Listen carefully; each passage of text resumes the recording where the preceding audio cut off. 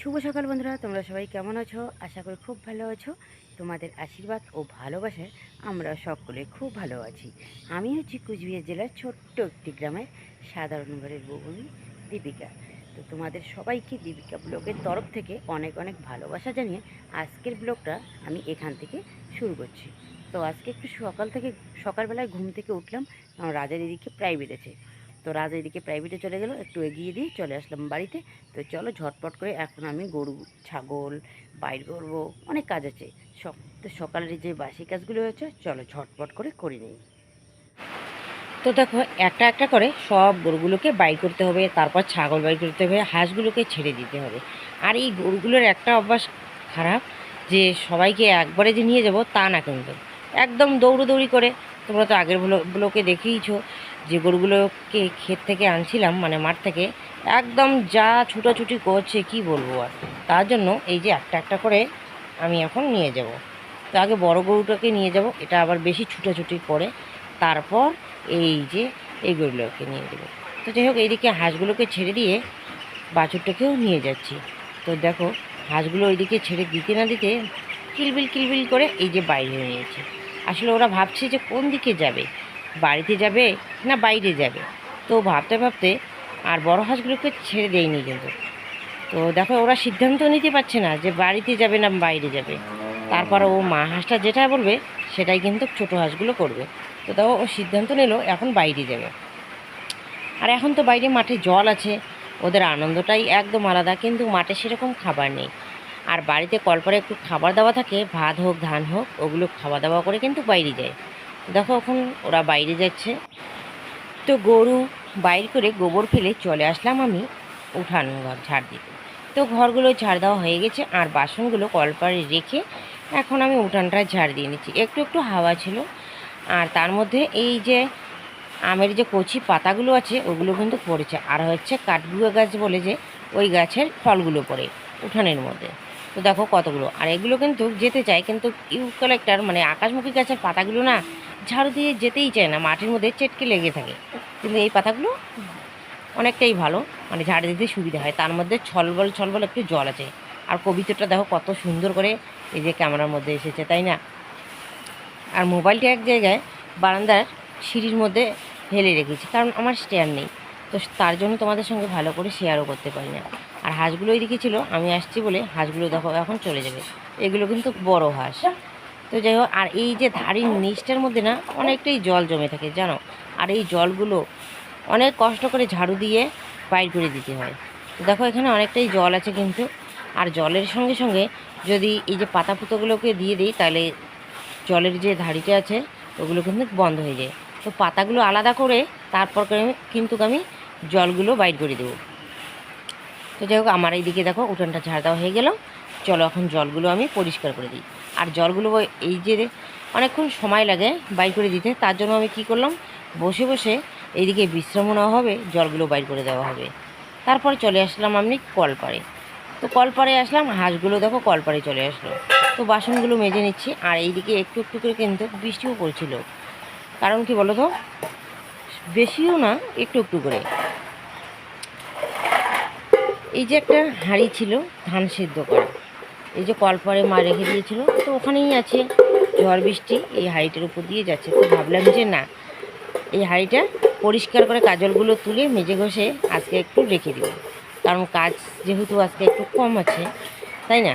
বিশেষ করে অনেকটা সময়ও আছে। আর ভালোও লাগছিল না এরকম করে, কিন্তু মাটি লাগতে লাগতে না হাঁড়িটা কিন্তু নষ্ট হয়ে যাবে, ফুটে যাবে, তাই না? আর এখন হাঁড়িটার দরকারও নেই, ধান সিদ্ধ করা তো যাবে না, কারণ বর্ষার দিন কীভাবে ধান সিদ্ধ করবে বলো? ধান তো শুকাবে না। যেগুলো শুকনো ধান আছে রেশনের চাল দেবে, ওগুলো দিয়েই বাস চলে যাবে। তো তার জন্য আমি বাইর করে নিয়ে একটু ভিজিয়ে রাখলাম, ভালো করে আর কি ভিজিয়ে রাখলাম। তো বাসনগুলো মাজা হয়ে গেছে, এখন আমি ধুয়ে নিচ্ছি। আর এখনও কিন্তু ঘুম থেকে কেউ ওঠেনি, আর কে বা উঠবে, তাই না? এগুলো তো আমার কাজ, বাড়ির মহিলা বলতে সব মহিলার কাজ না, এটা হচ্ছে বাড়ির একমাত্র বউয়ের কাজ, তাই না? মহিলা বললে কিন্তু ভুল হয়ে যাবে, কারণ এগুলো বাড়ির সব মহিলা এগুলো কাজ করে না, এগুলো করে একমাত্র বউ। বউ ছাড়া অন্য কেউ করে না। তো যাই হোক, প্রতিনিয়ত আমাকে এগুলো কাজ তো করতেই হবে, তাই না? আর এগুলো হচ্ছে মিল্কেনগুলো হচ্ছে দোকানের, ডাল নিয়ে যায়, ঘুগনি নিয়ে যায়। তো যাই হোক, বাসনগুলো ধোয়া হয়ে গেল। এখন আমি কি করছি, যে ভাতের হাঁড়ি বলছিলাম, যে ধানের হাঁড়িটা পরিষ্কার করবো, তার জন্য আমি একটা নিয়েছি গ্লাস। গ্লাস দিয়ে তাড়াতাড়ি পরিষ্কার করা যাবে। আর ব্লেড দিয়ে এত বড় একটা হাঁড়ি কীভাবে কাজলগুলো তুলবো, তাই না? একটা হাঁড়ি দেখে গ্লাস নিয়েছি, যাতে মাথাটা আর কি চোকা চোকা। তো দেখো অনেকটাই একটু পরিষ্কার হয়ে যাচ্ছে, আস্তে আস্তে পরিষ্কার হবে। তো দেখো কত সুন্দর হচ্ছে। তো চলো ঝটপট করে হাঁড়িটা মেজে নিই, ঠিক আছে? হ্যাঁ, তো এখন যাবে রেশনে। তো বন্ধুরা, আমি অনেকক্ষণ পর তোমাদের সামনে আসলাম। তো এদিকে স্নান করেছি, ঠাকুর মোচা হয়ে গেছে। তো এখন পুজো দেওয়াটা বাকি আছে, আর ভাত হয়ে গেছে। ভাতে মানে ভাতটা বসিয়ে দিয়ে ঠাকুর মুছতে গিয়েছি। তো এসে দেখি ভাত হয়ে গেছে, ভাতটা নামিয়ে নিলাম। তো ডালের জলটা বসিয়ে দিয়েছি। তো চলো ঠাকুরটা পুজো দিয়ে আসি। আর আশিকে বললাম সুরিমারা ফুলগুলো বেচতে, আর আশি এদিকে সুরিমারা ফুলগুলো বেছে নিচ্ছে। আজকে উনুনে রান্না করছি না কয়দিন ধরে, এই যে দেখো কি ধোয়া। তো বন্ধুরা, সকাল সকাল এদিকে দেখো রান্না বান্না হয়ে গেছে। রাজ খেয়েছে, রাশি ওরা কি খাবে না, ওর বাবাও খাবে না। আর আমি এই যে থালা ভর্তি করে খেতে বসে পড়েছি। তো চলো দেখাই সকাল সকাল আজকে কী কী রান্না হলো।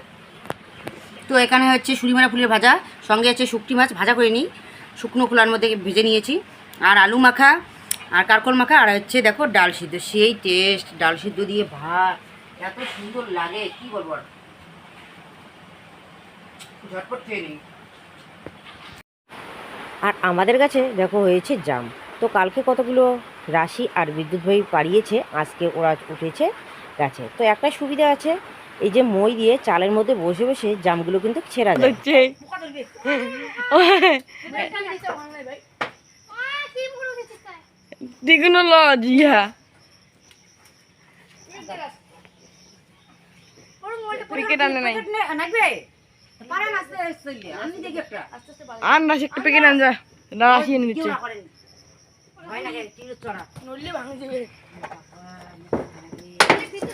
এই দেখো টেকনোলজিয়া আচ্ছা না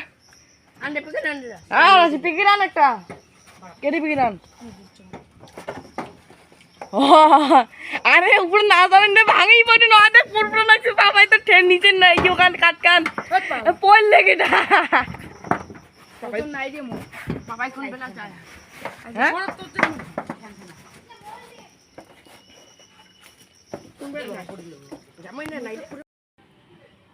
এই দেখো আমাদের গাছের কত সুন্দর জাম, লোক পড়ে গেছে জামগুলোতে। দেখো কত সুন্দর জামগুলো।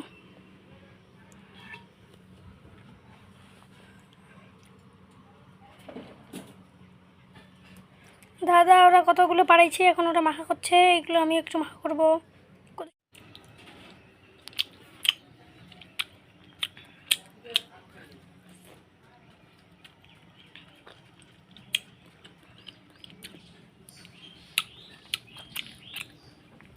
সেই টেস্ট। এই বাসটা দেখো ঠিকই আছে, এই বাসটা দেখো কি উঁচু হয়েছে, কি উঠছে জানি না, কি উঁচু হয়েছে দেখো দুই বাসটায়, এটা কি উঁচু হয়েছে।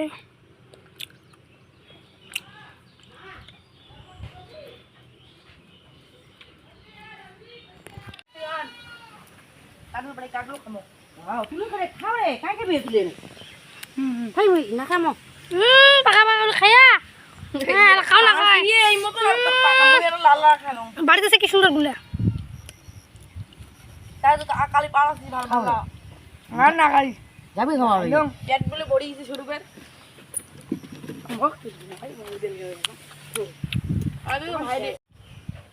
কাটলে বলে কি শেয়াল খাওয়া না যায় এখন এখন। হ্যাঁ, তো এখন আগে জাম খাইলাম সবাই মিলে, এখন খাচ্ছি কাঁঠাল, আমাদের গাছের কাঁঠাল, গাছের জাম, কি টেস্ট। তারপর কি খাবো, আম। দেখো একটা মাগো, এই যে জাম, সেই টেস্ট। কাঁঠাল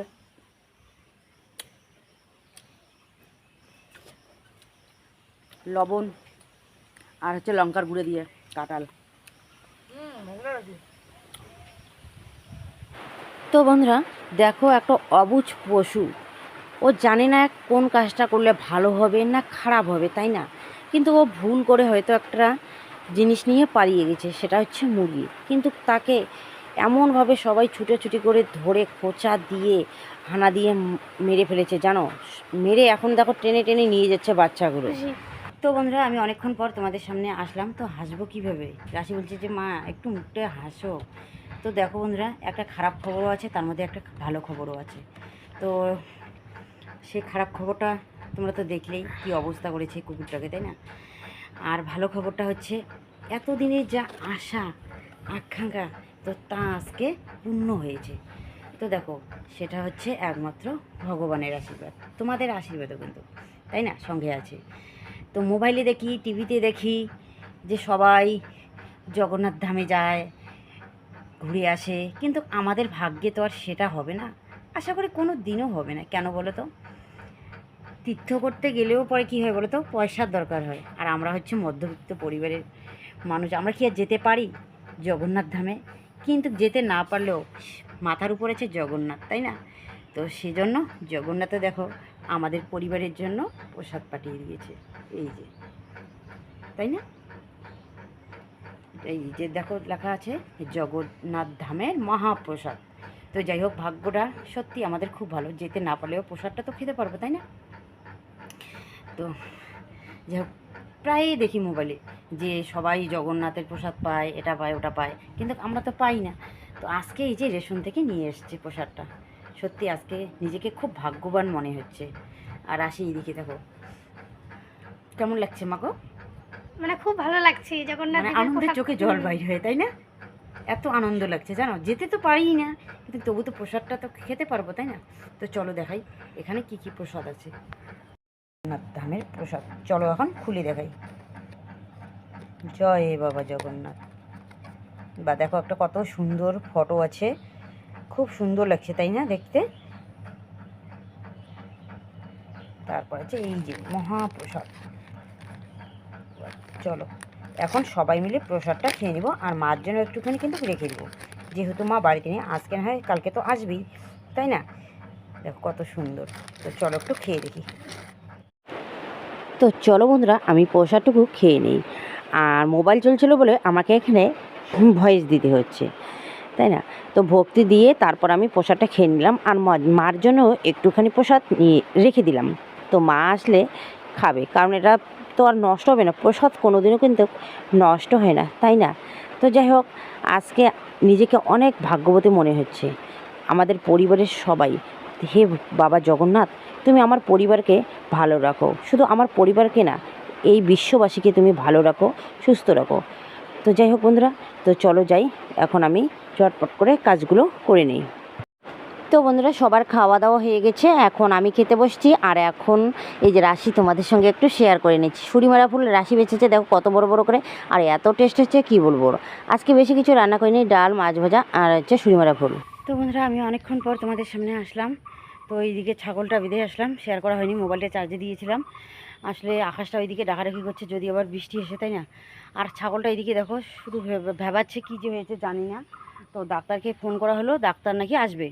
তো কখন যে ডাক্তার আসে তার কোনো কিন্তু ঠিক নেই, বলছে যে 1 ঘন্টা পর, কিন্তু 1 ঘন্টার জায়গায় যে কয় ঘন্টা পরে আসে তার ঠিক নেই। আর এখন দেখো গরুগুলো ওই যে ওইখানে বাঁধা আছে, আর এইদিকে তো দেখো এখন জমিগুলো চাষ করা হয়েছে, গরুগুলো কিন্তু এখন কষ্ট হবে, তাই না? এইদিকে জমিগুলোর মধ্যে ঘাস ছিল একটু একটু করে, ওইগুলো বাঁধা হয়েছে, খেয়েছে এতদিন, কিন্তু এখন তো আর খাবার নেই ওদের, শুধু খড় ছাড়া আর কোনো ওদের খাবার নেই। তো যাই হোক, তো বাইরের দিকটা আমি ঝাড় দিয়ে নিলাম, এই যে ঝাড়ু আছে আমার হাতে।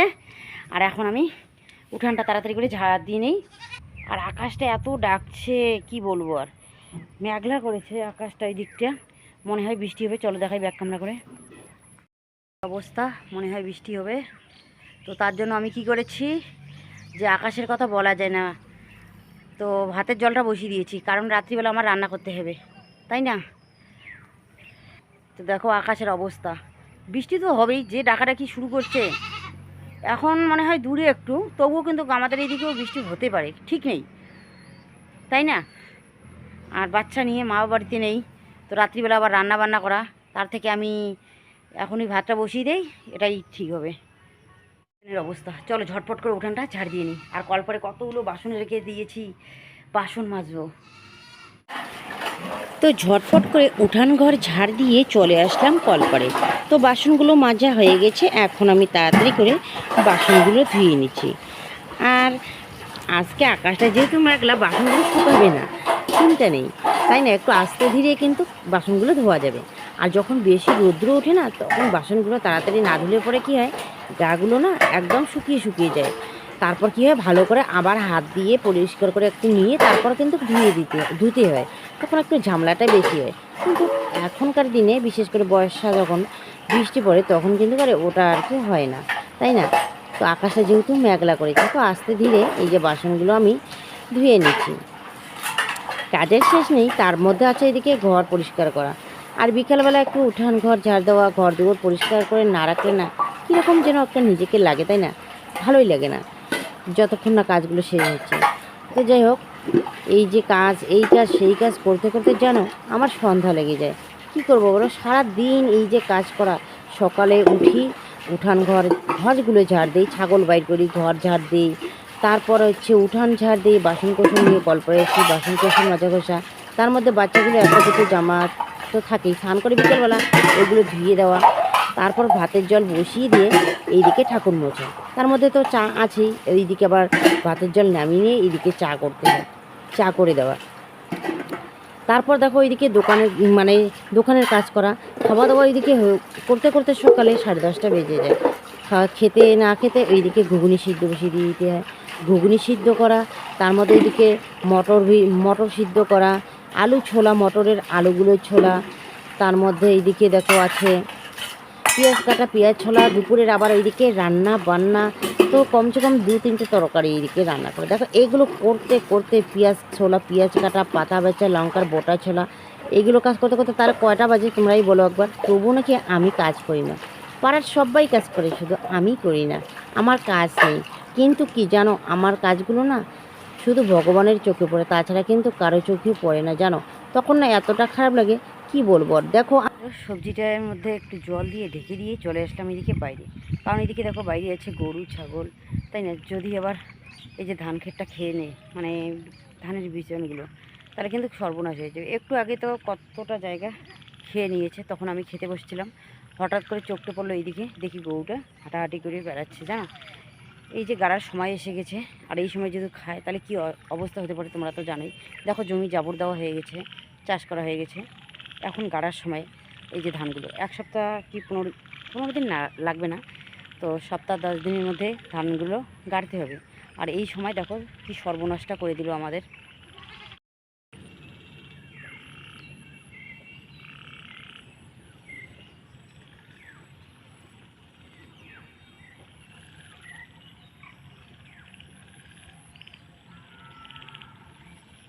দেখো কি অবস্থা করেছে, একদম খেয়ে শেষ করে দিয়েছে, অনেকটা জায়গা দেখো শেষ করে দিয়েছে, একদম এই দিকটা একদম শেষ করে দিয়েছে। ওই যে